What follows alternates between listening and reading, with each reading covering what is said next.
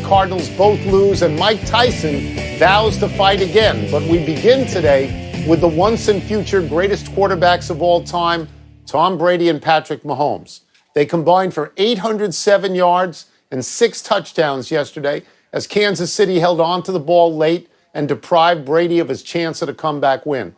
Wilbon, is your headline about the Chiefs' success or the Bucs' struggles? It's about Tom Brady. It's going to be about Tom Brady this season. I don't know how much beyond that, but Tony, Kansas City great is not news. Kansas City was great. They won a Super Bowl, aren't they? Defending champions. They were good, really good, bordering great before that. They're going to be great the rest of this season if they stay healthy. So now, okay, let's set that over here. When you and I talked yesterday, yeah, I know you started by saying Patrick Mahomes, wow. What consumed the rest of our conversation? Tom Brady. Tom Brady. Tom Brady. Yeah. Tom Brady's the headliner, Tone. And there's only one question. Do you think he's done being Tom Brady? Like, he's still better than, 25 quarterbacks probably. But is he done being Tom Brady? And, Tony, I look at those. I don't care what he did in the third and fourth quarter. I look at the time of the game when it was a game. And Brady, pressure rattles him. Well, he can't do anything against pressure. And he throws the decisions he makes. I look at him now and I just go, okay, that guy's a pretty good quarterback. He's not the GOAT anymore, and he is the GOAT. So if I were running a newspaper and I had to write the headline, at least the first sentence in the story, it would be that Patrick Mahomes is a wizard. Because if you watch the last 3 minutes of that game, Patrick Mahomes makes every play, makes all the runs, makes all the passes, keeps Tom Brady on the bench. Will he get 9 Super Bowl appearances and 6 rings? That's hard to imagine. Unlikely. It's hard to imagine, but I will say that right now he makes his team better than your team, no matter who's on your team. As I come back to the story, though, the next 12 paragraphs are about Tom Brady, and not just Tom Brady, because I do care what he did in the third and fourth quarter, because after the first quarter, he put up 24 and Patrick Mahomes put up 10. My wonder is, what is Bruce Arians doing? Why do you have Tom Brady if you insist on going deep all the time with a 43-year-old who is not young and mobile? The young and mobile guy is on the Kansas City Chiefs. So what exactly are you doing to sabotage Tom Brady? Why are you doing stubbornness? That, to me, is the larger question. Just stubbornness, Tony. To me, that's the immediate question. The larger one is about Brady. But yes, the relationship and the passes he's throwing and what he's not doing and what he's doing something now that a friend of mine who played in the league about 15 years said it's like trying to make him learn a foreign language at 43 on the run. Like this semester. This is insane. You know what no risk it, no biscuit is? It's no common sense. That's what it is. That's what it looks like right now. You're right, Tony, about the relationship being a big part of this. I just think that's the immediate question. But the bigger question is, Tom Brady's 43 years old. What are we going to see the rest of the year from him? So they're 7-5, and they may not even make the playoffs, and they got tremendous offensive talent. Wouldn't you think it's incumbent upon a coach to design a complementary offense for the guy you get? Or why get him? Or why get him? Wait, what was our first? That wasn't our first story. We opened with the Bears. And I've said to you every week, this is a guy who doesn't want to coach this player. When I tell you the head coaching in the NFL has never been worse than it is now, you laughed at me a year or so ago. Maybe you're inching over to my side of the argument on this. The Broncos looked how you'd expect them to look after COVID protocols took out all 3 of their quarterbacks. Practice squad receiver Kendall Hinton threw 9 passes and completed just 1. And the Saints, of course, rolled 31-3. After the game, Denver safety Kareem Jackson said, quote, "I feel like the game could have been moved, but maybe the league was making an example of us," close quote. Tone, do you believe the NFL is making an example of the Broncos? I did believe that justice was applied not uniformly in the cases of Baltimore and Denver. I believe that Baltimore was coddled and had their game moved 5 days, may even be moved another day. And I believed, past tense, that Denver was penalized because you can't win the game that way. You don't have a quarterback, a professional quarterback. You cannot win the game.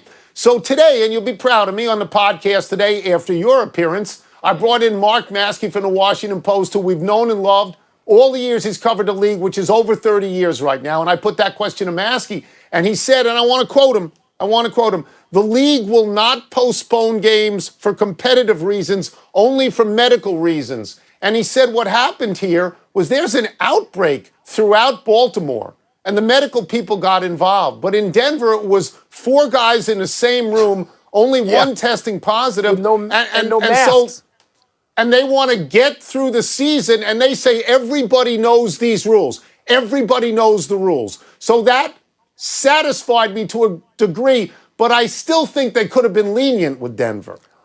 They could have been, Tony, and I felt like you, I would put that whole, speech in past tense. Because then, as I made a couple more phone calls and did some just listening, I mean, Dan Orlovsky was so convincing, so persuasive of this. A guy who had to wait his turn to get his shot in the league. And he talked about the guys in that quarterback room and just being negligent, Tony. Just basically, saying, I don't want to do this. I don't have to pay attention to protocol. And he said, no, they don't deserve another chance. And here's a guy who played the position and knows what it's like to get an opportunity. He said, these guys forfeited that. And so, no, they don't deserve to have the game delay. I'm like, wow. I am convinced. I am absolutely persuaded by this because, Tony, they all know it. All the players and all the coaches know it. And the Broncos just sort of said, eh.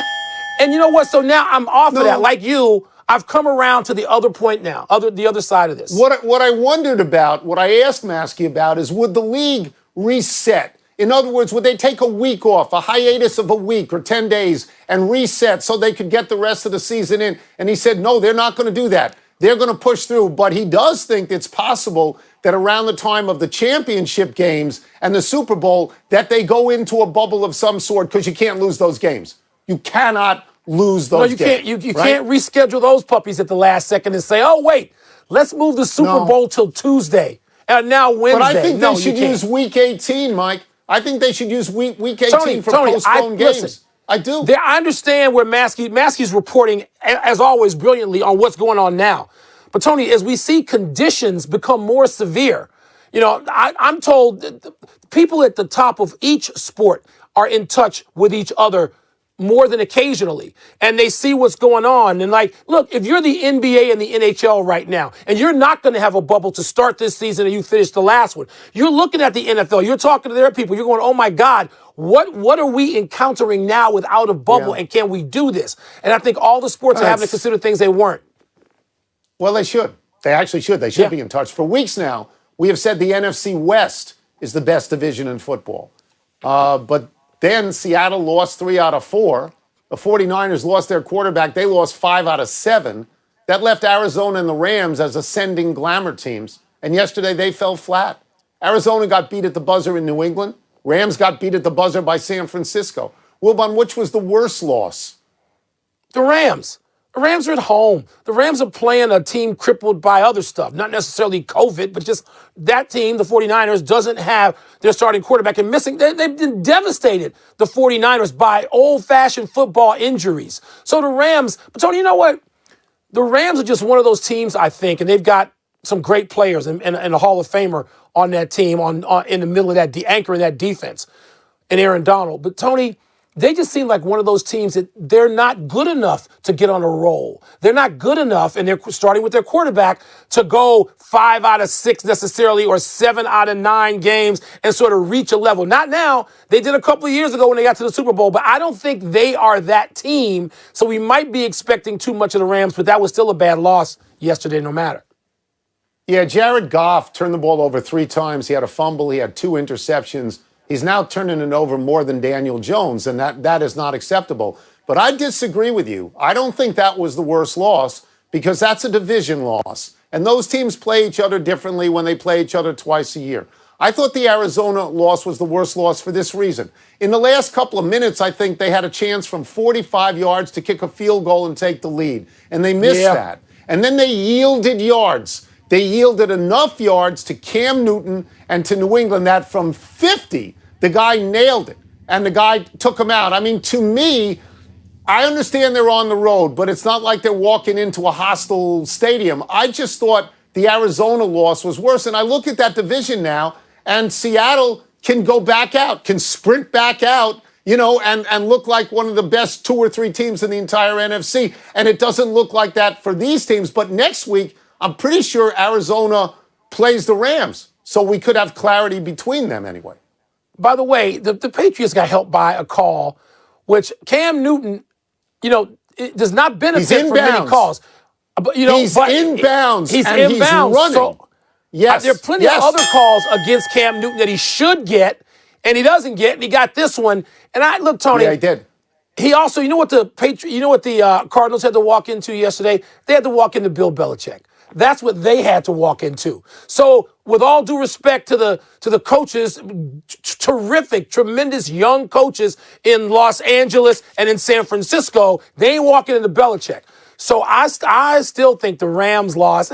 You're at home, boys. Step up, and they didn't. So at least, even though you think coaching is bad in the league, you think Belichick is good. That's good. Belichick, take him. Coming up, does Derrick Henry have a real chance to win MVP? And should Mike Tyson, Iron Mike, keep fighting? You didn't watch. How could you not watch? No. Well, it was pay-per-view, right? It wasn't on my TV. What? I didn't even know how to get it. What, you don't have like $17.95? What are you Hold it. Well, Charles paid. Barkley ordered it for you. Yes, you didn't pay for it. Pardon the Interruption is presented by Grey Goose. Drink responsibly. Part of Happy Hour.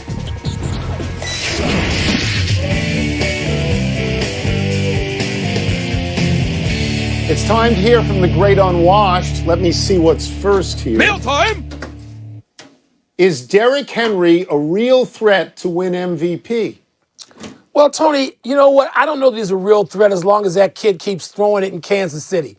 So he's got to be behind Patrick Mahomes. He could be behind Aaron Rodgers as well. But right now, with everybody else having, and you know what? Ben Roethlisberger. So those 3 guys, I don't think I have him any higher than 4th. But his 1,257 yards this season with 12 touchdowns and an average rush attempt of 4.9.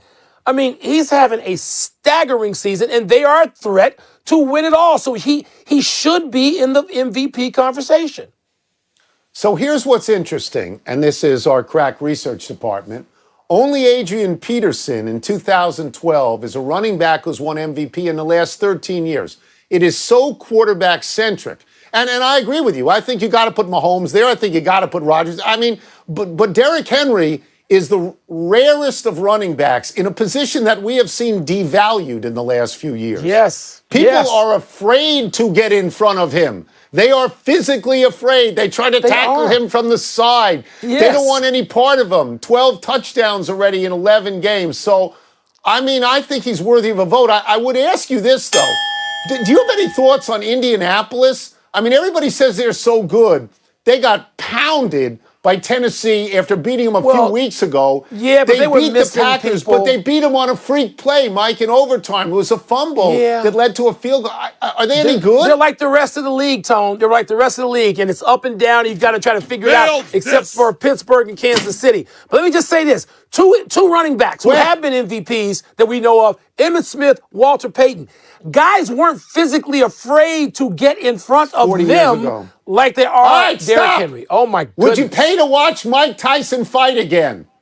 Question 2. I just did. Yes, it was irresistible. I forgot it was on. And then to celebrate Charles Barkley's great golf victory with Phil Mickelson on the weekend, we went to my favorite cigar spot in North Scottsdale, Torch, a plug for Your Torch. Favorite, yeah. And we watched this. It was irresistible. I must say, though, I was literally watching through spread fingers because if Tyson lands one of those lefts and hits Roy Jones, it's oh my God. It's oh my God. Turn away from the TV. But I would pay to watch it again. Would you? I didn't pay this time because I didn't even know it was paid. I didn't even know it was on. I would watch him, but I'd watch him for free. And what I did get to watch for free was your friend Charles Barkley and Phil Mickelson and Peyton Manning and Steph Curry. And I will say now what I said a month ago when this was announced. Any of you people who think that because it's alternate shot, that somehow a football player and a basketball player are going to beat Phil Mickelson, you're idiots. Stupid. He's a professional golfer. All Barkley had to do was put it on something green, and Phil was going to get it near the hole. I mean, Aren't you impressed Charles did that, though? Charles was great. I was so proud of him. He putted so well. But this is so crazy. It's like if I go up to you and I go, Phil's working on his three. He's pretty good with the three. I think he could beat Steph Curry. And you go, what? You'd be a fool. He can't beat the greatest three-point shooter of all time. What are you talking about? People don't respect golf as much as they should, and the skill and the nerve it takes. Charles walked off the golf course into the clubhouse where I was sitting among others, and he said, and I quote, "What are people doing betting against a pro? You always take the pro." And of course, Charles is right. Crazy. He knew who his partner is. Crazy. And that was you liked that event, Totally didn't you? nuts. Wasn't it fun? And by the way, Phil Mickelson is so great talking. He can go on TV and talk about all sports. He's that good. Enough email. Yes, he is. Let's take one last break. Still to come, the Lions let go of Matt Patricia. And my Wildcats lost on Saturday, but Northwestern still controls our destiny, however important or unimportant that may be. Will you miss We're in it Matt to win Patricia's pencil? Happy time, people. Happy 58th birthday, Bo Jackson. Earlier this month, when Kyler Murray said he still had an itch for baseball, everybody thought of Deion Sanders and Bo Jackson. Bo won the Heisman at Auburn, then made the Pro Bowl in the NFL and the All-Star team in baseball. Unlike Deion, who was thin and lithe, Bo was thick and fast. He was a spectacular, powerful athlete in the Jim Brown mold. Fast twitch, baby. Oddly enough, Bo just went on Deion's podcast and was critical of tackling in today's NFL, saying nobody wraps up anymore and that he would average 350 to 400 yards a game running the football now. Tony, okay, so he wouldn't average that many, but how about 150? I mean, Bo Jackson was so great. And I was at, we'll talk about Bo a little bit more here, but he's so great, maybe he goes 150. Maybe he doubles what he did in real life. You killed the surprise. Happy anniversary, Bo Jackson. Yeah. On this day 33 years ago, as a rookie with the Raiders, Bo went off on Monday Night Football. He caught his first touchdown pass. He went 91 yards on a touchdown sprint where he kept running through the end zone and into the Kingdome Tunnel. And he got a third touchdown where he plowed over another much-hyped rookie, Brian Bosworth, who later said, quote, "He just flat ran my butt over," unquote. Jackson gained 221 yards on just 18 carries. But revisiting Bo's claim that he would average 350 to 400 yards in today's NFL, in 38 NFL games, Bo averaged 73.2 yards. So let's not go crazy. Tony, long before the aforementioned Mark Massey covered the league for the Washington Post for 30 years, I did. Because I'm not going to bet the farm, but I'm fairly certain 8 on the 1 to 10 scale. I was at that game, covered that game, and got to see Bo Jackson run over Brian Bosworth. You talk about the hype for that game with those two guys. It was like a basketball setting, but Bo was unspeakably great. So don't diminish what Bo says about running for a whole lot more yards in this NFL. 400. Happy trails, Matt Patricia and Bob Quinn and Dave Caldwell. The Detroit Lions fired their coach Matt Patricia and their general manager Bob Quinn after their embarrassing 41-25 home loss to Houston on Thanksgiving Day. Patricia was 4-7 this season, 13-29-1 in 3 seasons. Jacksonville Jaguars fired their general manager Dave Caldwell after losing to Cleveland and dropping to 1-10. Jacksonville's record while Caldwell was GM, a cool 39-86. Somehow, Doug Marrone survived as head coach despite a 12-31 record the last 3 years. But it seems likely that after this season, Marrone will join Adam Gase of the Jets and Anthony Lynn of the Chargers on the unemployment line. You think those are the only two? You're leaving out a guy who had a bye week and brought his team in to play the mortal enemy and was down like 40-7 or whatever, 10, whatever stupid. You think that guy should be employed further? No. Omissions. Indiana quarterback Michael Penix Jr. out for the season with a torn ACL, and Adam Schefter of ESPN reports that the Ravens-Steelers game has been moved again, this time to Wednesday. Let's go to the big finish if we could. Let's do that. Northwestern Minnesota game canceled due to COVID within the Gophers program. Your thoughts? Well, Tony, I mean, you know these things are happening right now. We still got to beat Illinois to win the division. We've won 7 out of 8 against them. Giants fear Daniel Jones has a bad hammy. Is that a big deal? A bad hamstring injury? Yeah, he's getting better and better, but they've got Colt McCoy, who I watched for years in Washington. I think he's pretty good. Alabama smashed Auburn even without Nick Saban. Your thoughts? Tone, they're still going to be the unanimous #1 team. Alabama's that good, even with Saban on Zoom. College hoops, number 3, Villanova, number 4, Virginia, number 10, Kentucky, all upset over the weekend. Most surprising? I would say Kentucky only because Richmond had been unranked when they played. Last one, Monday Night Football, Seahawks and Eagles. Who you got? Oh, please, Seahawks, put the Eagles out of their misery and ours. We're out of time. We'll try and do better the next time. I'm Tony Kornheiser.